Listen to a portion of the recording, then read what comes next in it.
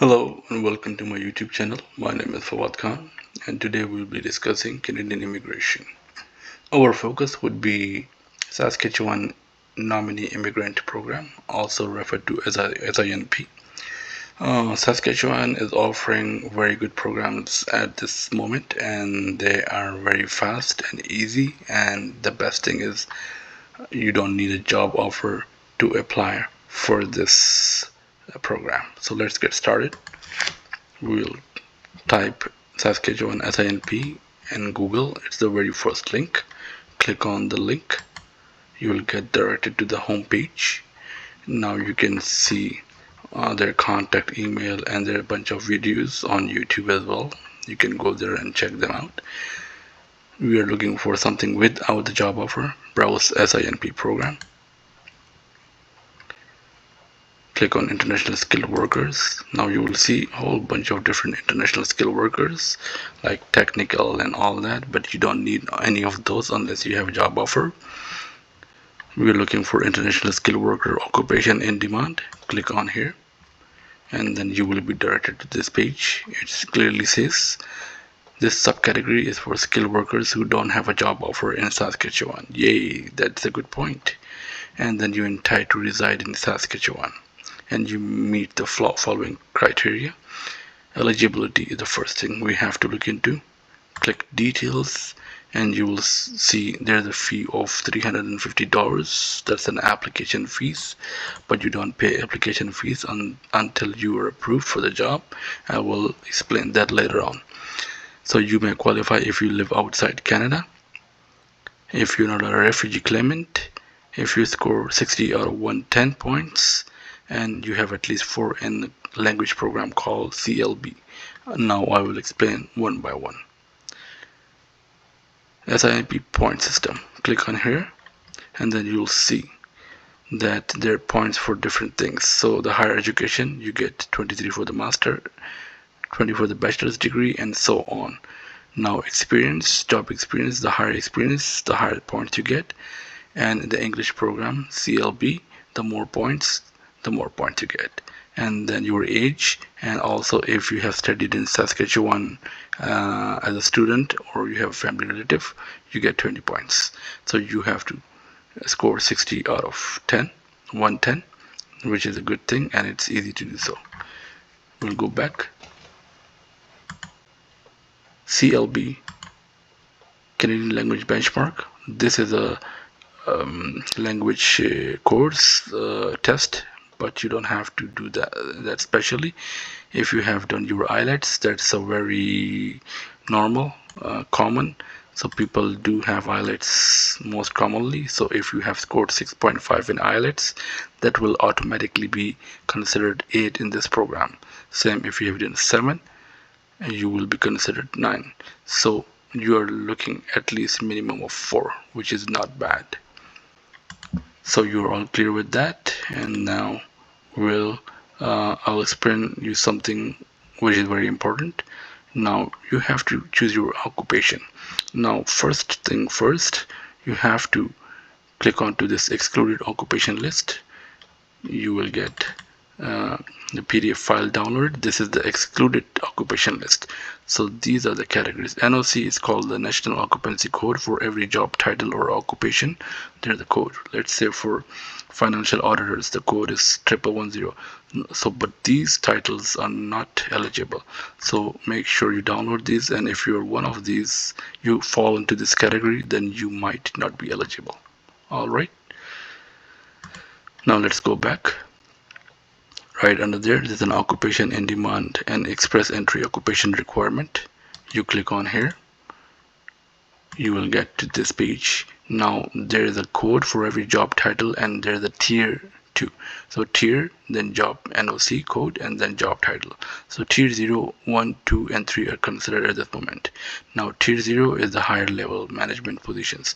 Tier 1 is the lower who have a university degree. 2 are for those who have a college degree, and tier 3 is very basic, who have a college diploma or apprenticeship in training. or less than 2 years of experience in job. 4 and 5 are very basic ones, like the laborious and the lower scale ones, but they are not considered at this time. So tier 0 to tier 3 are considered. Now, how to determine your NOC? Click on here and you will see categories. So click on tier categories. So let's see, as I told you, they're explained once again here, but 4 and 5 are not covered again. Now, every job has a tier, code, and title. Now let's take this as an example. 0 tier, this is a code, and purchasing manager. If you're looking for purchasing manager, just note down this here, copy it here. Now you have to study a lot and do research, because you can only make an account once and click only apply only for one position. You cannot reapply for this position again and again. If you do so, you will be banned from SINP program. So just make all your research. Now let's, for instance, we selected this code, right? Now we'll go back. Okay, so let's go back and there's an NOC search tool. Just click on here and then you have to search for job title by NOC code. Click on here, and the one that we copied earlier, 10012 purchasing manager, search here. You will get directed to this page here. So it will tell you purchasing managers, and example titles are these one, and what are the duties of purchasing manager and their job requirement. This can also help you make a resume or a CV. So this is a very good thing to do so. Now let's go back to this page, the occupation and demand page. Now there's one last but not least thing. You have to provide a proof of funds after you get your visa and job, because when you arrive you have to prove that you have 2 or 3 months worth of expenses, which is very common and which is obvious. So you have to do that. Okay, and then after you select your program, you do your research and everything, and you're ready.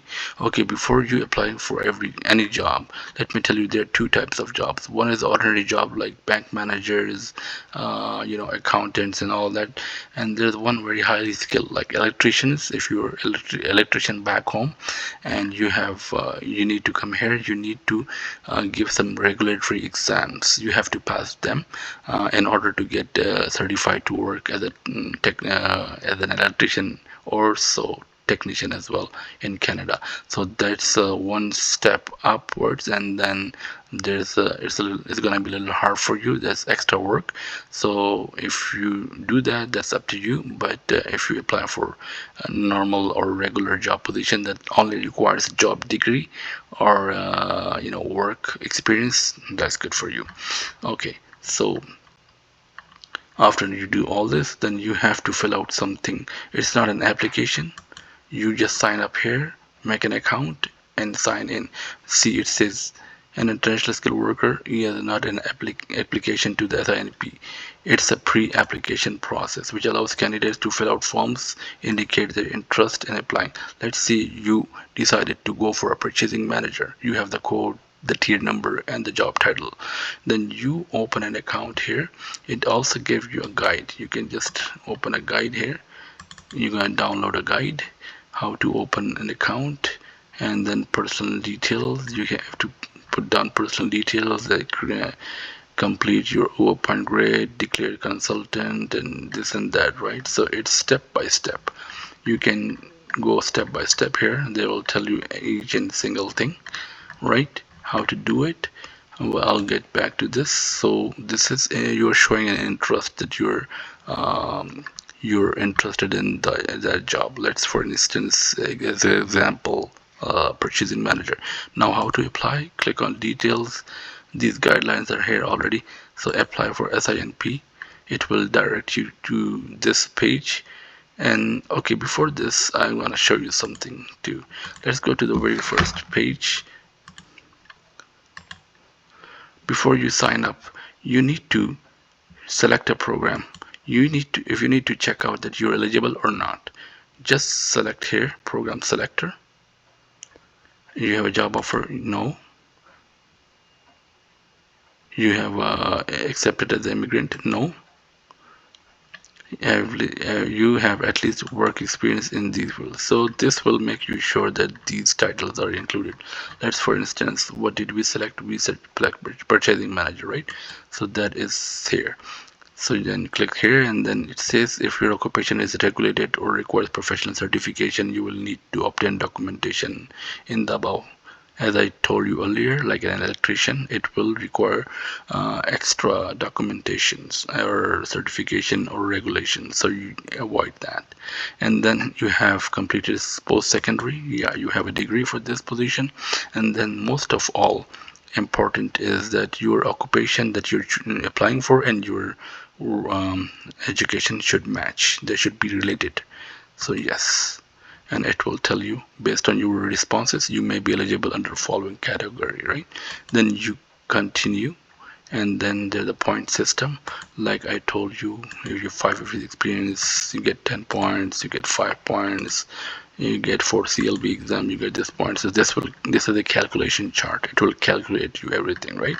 But so far you know that you are eligible. That calculator was for that. Now coming back to login. So this was the login we're looking for. Create an ID. Now here select a registration type, SINP, application or expression of interest candidate. Click here and continue. Then fill out everything as you would sign up for anything, and then submit, and then you go there and fill out all the things. Okay, it says if you submit an expression of interest profile, you will be entered into EOI profile. You may only have one EOI profile in OASIS at any time. That means you can only make one ID and only apply to one position, otherwise they will kick you out and you will be banned. So I think that's more than enough for you to get an idea how things work, and it will benefit you of course. And if you have any questions, drop that in comments and I will be more than happy to help you out. And if you want me to make further videos, I will do so. And once again, I will make a disclaimer, I'm not any sort of a immigration professional or anything. I'm just here to help you guys out. I hope this all works for you. Please don't to subscribe me and share my channel and help me promote this channel grow. Thank you very much and have a good day. Bye.